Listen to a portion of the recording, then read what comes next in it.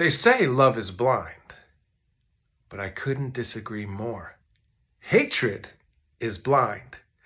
And I can't think of a better example than the lyrics from this Sacha Baron Cohen film. If you haven't seen it yet, I highly recommend you do. It's genius in its ability to expose, and Sacha's ability to expose the irony and hypocrisy among many of us today, especially those people who claim to be conservative or Christian or evangelical and would say things like this. He got up on stage and created a call and response situation where he got the crowd to shout back gleefully lyrics like this. CNN, what you gonna do? Inject them with the Wuhan flu? Journalists, what we gonna do? Chop them up like the Saudis do. And the crowd, the irony lost on them apparently, shouted right along. I mean, hatred is blind. We oftentimes have no idea how hateful we are when we are fixated on our anger, our contempt, our resentment towards a person, an individual, place, an idea. We can be blinded by that anger and contempt to the point of not even seeing what it's done to us, how it's poisoned that well. Love, on the other hand, a wildly different situation. Real love, the way that it's described in the Bible, calls us to something radically different. Hello, happy Sunday to you, and welcome to another Insta-Church, the place where I challenge the notion that biblical ideas are ancient, but not outdated. That's what I set out to do. And I couldn't think of a better way to demonstrate that this week than to talk about love. The biblical definition of love is very, very hard. I don't think we're called to be perfect as much as we're challenged to be reminded and remind others of this kind of love every day. And I think it's beautiful to aspire to this. So I want to define it for you in a biblical sense. If you haven't heard this before, it's been a while since you've heard this. I think it's good to be reminded sometimes of what we are called to as Christians. And then if we're not looking to other human beings as our barometer for good or success or the merit of Christianity, and instead looking to this, what I believe, divinely inspired word text, that it will challenge us to be better individuals, humans, peoples, and a healthier society as a whole. And this is why. Listen to this definition of love that Paul writes. Paul, by the way, wrote most of the New Testament and was a learned scholar in Jewish text, and spent much of his adult life after Christ's death persecuting Christians who he felt like were blasphemous people, would have them killed. It was a mission for him, and he thought he was defending a faith. He had an interaction with a resurrected Christ, and it transformed him radically, and he spent the rest of his life defending the faith and defining things like love for us in a radical way.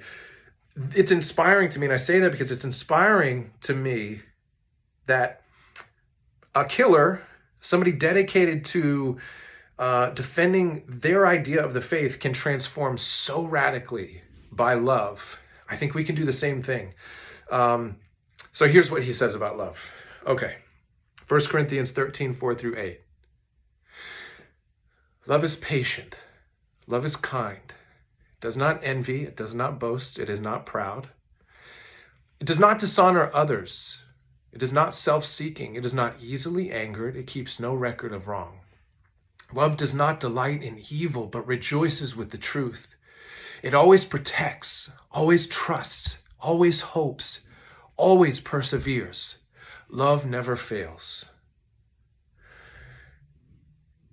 It wouldn't be necessary to define that action if it wasn't so hard to do. We need to have grace and compassion with one another as we all work towards that very difficult thing. But we also need to hold each other accountable to these higher ideals, I think. If we fail to define it and relegate the definition of love to some feeling. Feelings are fleeting, and there's going to be a moment where we are angry or feeling impatient or feel like we've been wronged and want to react or get revenge or whatever. Love falls apart if it's nothing more than a feeling. This talks about love that is hard earned, that is selfless, that is challenged by life. So to think of it another way, to help us understand why this kind of love is so important, I wanted to write its antithesis. So to say it another way, to say 1 Corinthians 13, 4 through 8 another way, this is what I think the worldview of life looks like. Life is long-suffering. Life can make you mean. In life, you won't get everything you want. Life will tempt you to brag about yourself, to puff yourself up in front of others. Life makes objects of people. It tempts you to put yourself first, to flip out when it's not going your way. Life says only fools forget when people have hurt you. Life says do whatever makes you happy because there's no real right or wrong, and righteousness is boring. Never put yourself in danger for others. Never believe anyone. Never count on anyone to be there for you.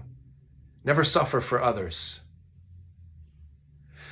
And when we look at it through that context, it really comes to life and shows us how difficult it is, because we all understand what life does and how we've been victim to it. But we realize how hard real love is and what's at stake for us, what's required of us. It costs us something. And there's no better example of this kind of love than the God of the Bible, the God of the Old Testament and the New. And there's two great examples. If you want to go read Hosea in the Old Testament, it will challenge everything that I think it will challenge everything we understand about Yahweh, the Ancient of Days, the God of the Old Testament. It's a picture of what his experience is loving us as human beings. And it's this. It tells a good man, to go marry a prostitute. Like, why would I do that? It would bring shame upon me, and I don't trust this person anyway. But the Lord says, go do it.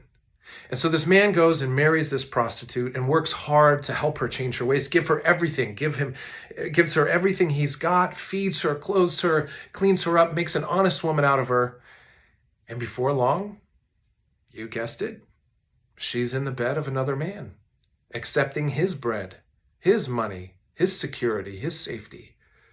And so this guy's irate and takes it to God, says, look what you did to me. Why would you ask me to do that? That's so foolish.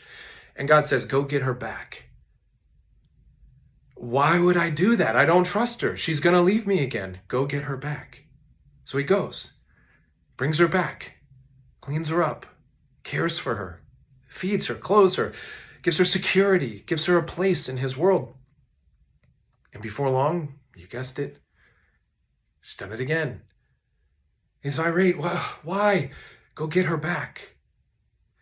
This is the picture of our relationship with God.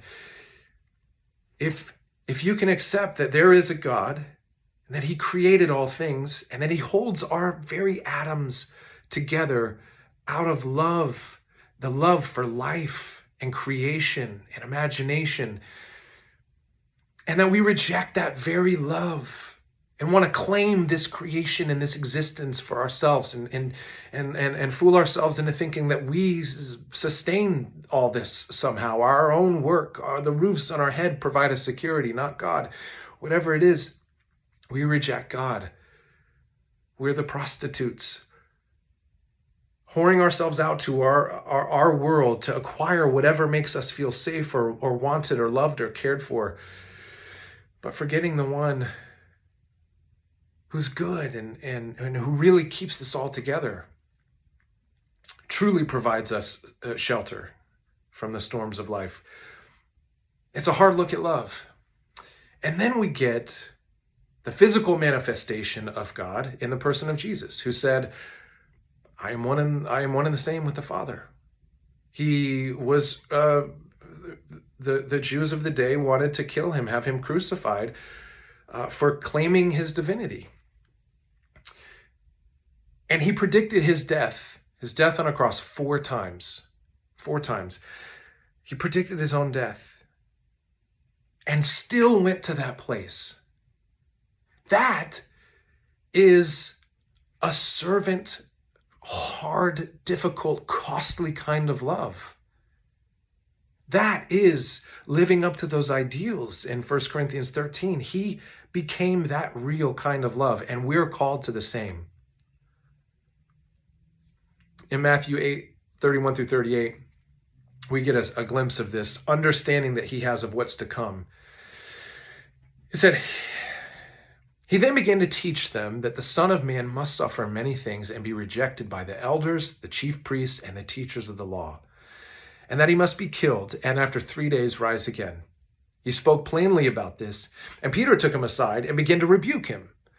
Again, these people wanted a Messiah to be a warrior, to come in and overthrow the Roman Empire and give a kingdom to the Israelites once again and restore the temple, the Ark of the Covenant. I mean, they wanted the past to come to life and for a king to reign over them.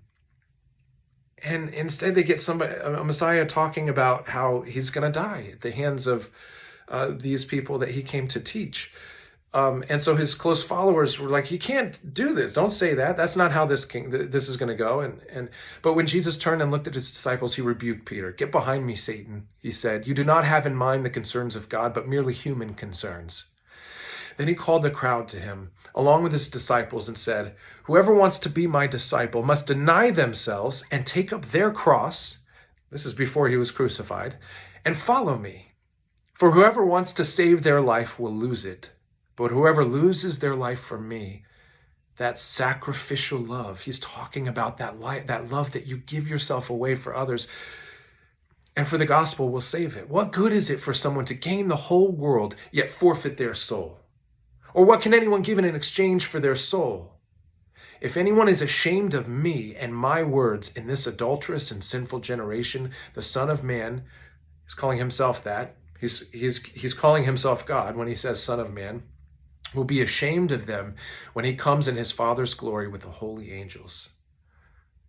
If anyone is ashamed of me and my words in this adulterous and sinful generation, the Son of Man will be ashamed of them when he comes in his Father's glory with the holy angels. Ooh.